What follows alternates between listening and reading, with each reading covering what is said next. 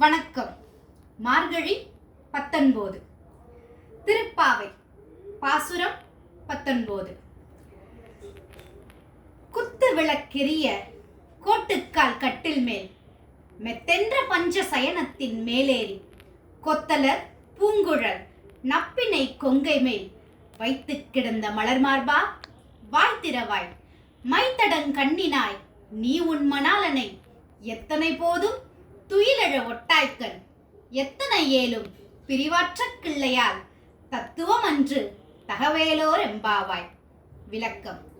குத்து விளக்கெரிய யானையின் தந்தத்தால் செய்யப்பட்ட கட்டிலின் மேல் விரிக்கப்பட்ட மிருதுவான பஞ்சு மெத்தையில் விரிந்த பூக்கொத்தாக பூசூடிய நப்பின்னையின் மார்பில் கண்ணன் மலர் மாலை தரிக்க கண்ணன் தன் கண்களை மூடி தலையை வைத்து படுத்துக் கொண்டிருக்கின்றான்.